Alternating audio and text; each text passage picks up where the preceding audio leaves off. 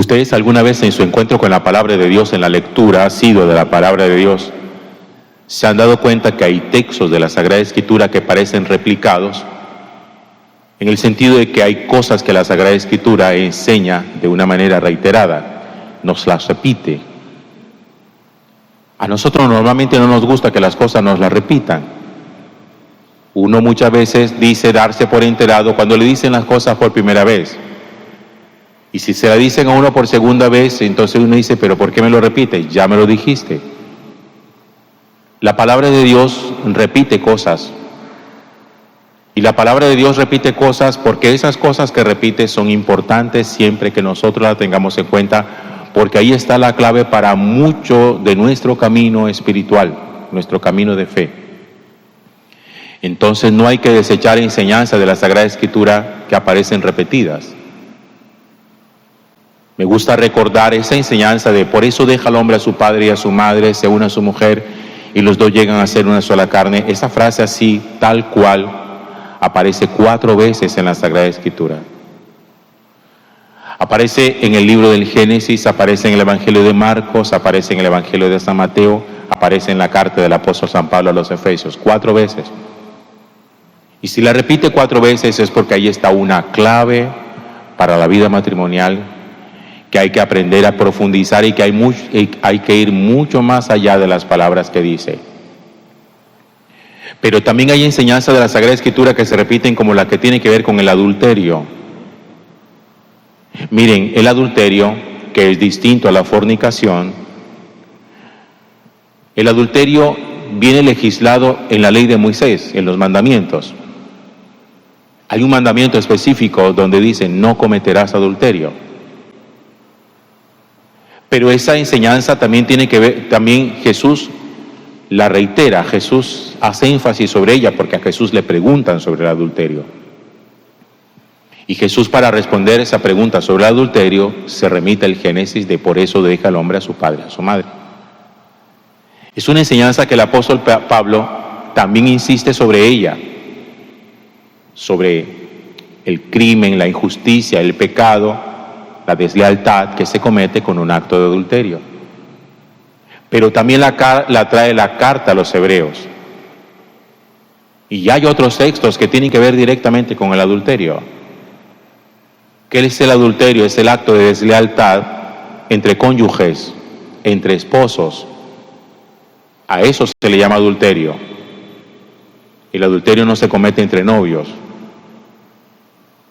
El adulterio se comete entre esposos. Cuando un cónyuge es infiel a su pareja, eso es un acto de adúltero. ¿Y por qué se necesitaba incluso que eso fuera legislado? ¿Por qué se convirtió eso en una ley?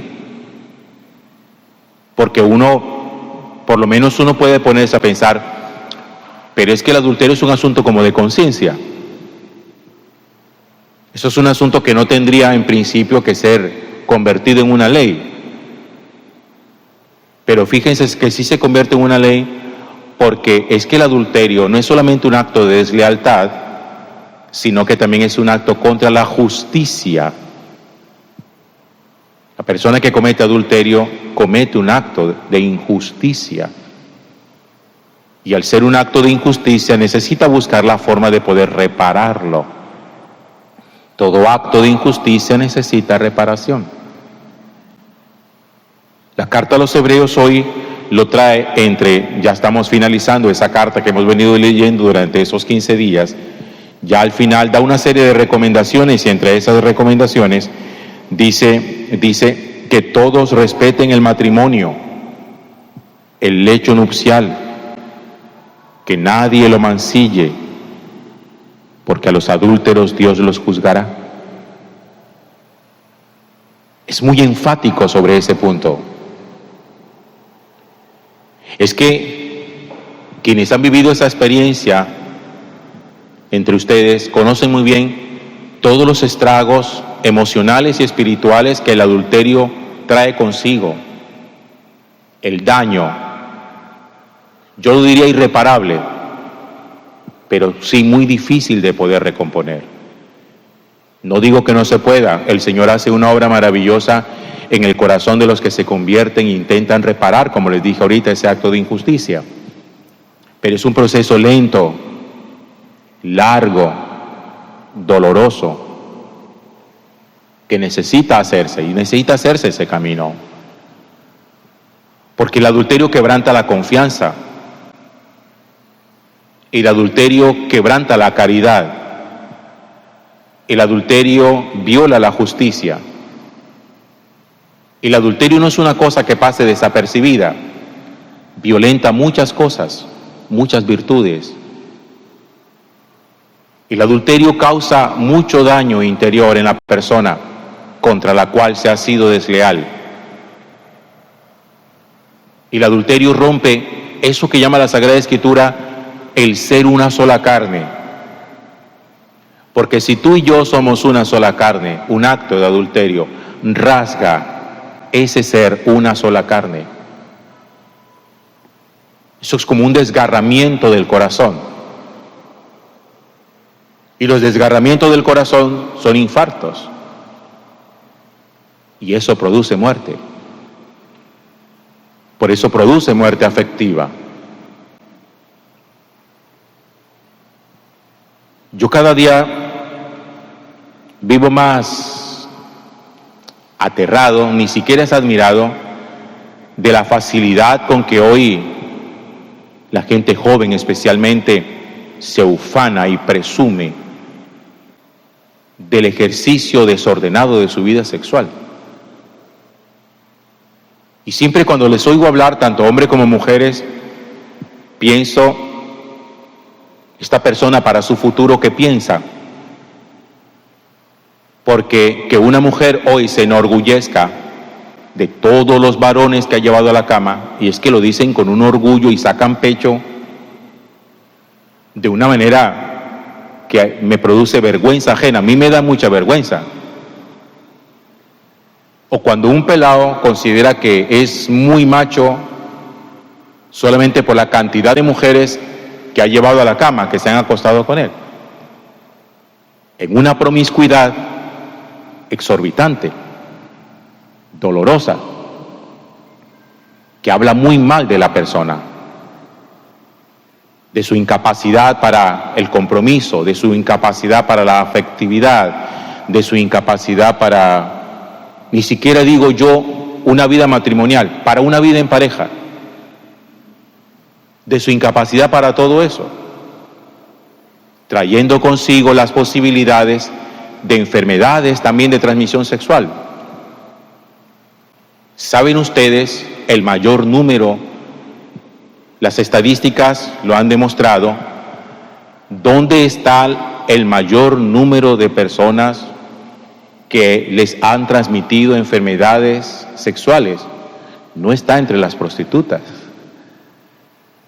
Las prostitutas permanentemente les exigen hacer control de su salud. Está entre la gente casada. Y uno dice, ¿pero por qué? La razón es muy sencilla. Porque la gente casada confía en su pareja. No mantiene haciéndose exámenes. Y claro, al no hacerse exámenes y al haber cometido adulterio, contagian a su cónyuge. No es en el ámbito de la prostitución donde las enfermedades sexuales se han transmitido, donde pululan. No. Los estudios dicen que es entre gente casada, porque es gente que ha confiado en su cónyuge. Nunca se imagina que su cónyuge le pueda contagiar de algo. Y como tienen sus relaciones normales, como deben tenerse, terminan con un contagio. Aunque sea por amor propio, por cuidado propio, aunque sea por higiene, aunque fuera por eso, aunque no fuera por temor de Dios, aunque no fuera ni siquiera por fidelidad, por lo menos por higiene personal, por cuidado personal, uno debería aprender a desterrar el adulterio de su corazón, por convicción propia. aunque no tuviera uno a Dios como referente. Porque hay gente que cree, bueno, es que yo no soy adúltero porque Dios lo prohíbe. Más allá de que Dios lo prohíba, tiene que haber una convicción en el corazón de que el hombre y la mujer con la cual yo me caso es una persona a la que yo prometo amarle y serle fiel. Y ciertamente que este tipo de enseñanzas, así como yo se las planteo, pueden sonar desubicadas en el tiempo. Y cualquiera que me escuche joven dice, este cura no sabe cómo anda el mundo de hoy. No, por saber cómo anda el mundo de hoy, que no anda como debe andar, es que necesitamos recordar lo que el Señor nos enseña. Porque si dejamos sencillamente que el mundo siga andando como va y guardamos silencio y no enseñamos lo que el Señor enseña, entonces nos hemos dado por vencido. Pero necesitamos convicciones propias, personales, fidelidad a la propia conciencia. El apóstol San Pablo trae una expresión bien interesante en la carta a los Efesios, en el capítulo 5, por allá en el versículo 22-23, donde dice que el varón que es fiel a su esposa está cuidando su propio cuerpo. Claro, porque es que cuando uno cuida al otro, se cuida a sí mismo, y cuando uno se cuida a sí mismo, cuida también al otro.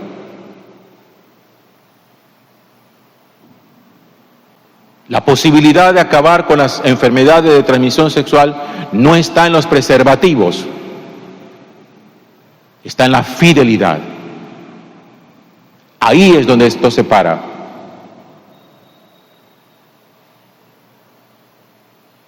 Entonces no es regando preservativos donde vamos a impedir que estas cosas se transmitan. Y uno tiene que apelar a su propio corazón y uno tiene que apelar a su propia conciencia y preguntarse qué tipo de relación quiero yo establecer, para que el engaño no haga nunca parte de nuestra relación. Nunca.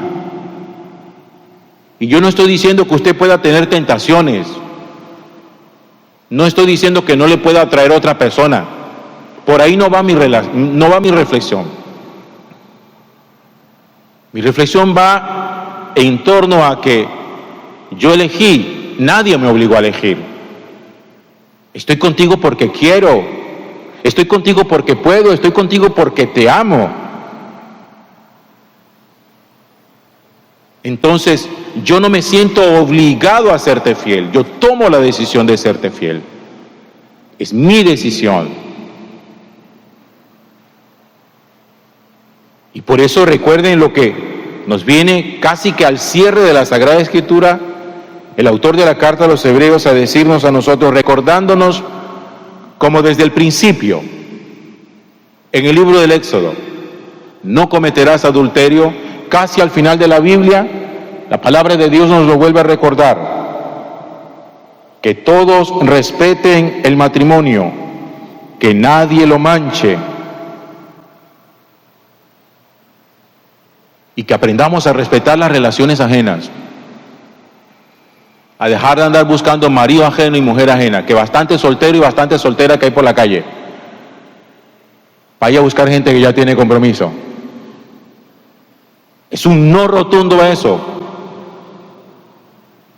Un no rotundo. Hay bastante mujer soltera con ganas de marido y hay bastante hombre soltero con ganas de mujer. Esos están disponibles. Hay otros que dicen, ya este no está disponible. Con eso evitamos tener corazón adúltero. Y con eso aprendemos también a respetar también nuestra propia cama, nuestra propia casa, nuestra propia relación. Si algún día la relación llega a desbaratarse, que no sea nunca por un adulterio. Que nunca nadie tenga que sentirse culpable. Yo instigué para que este matrimonio se acabara. Acuérdense siempre de que no se construye hogar sobre cenizas de otro hogar. No se podrá nunca ser feliz si yo he destruido un hogar para yo pretender ser feliz. Gloria al Padre y al Hijo y al Espíritu Santo,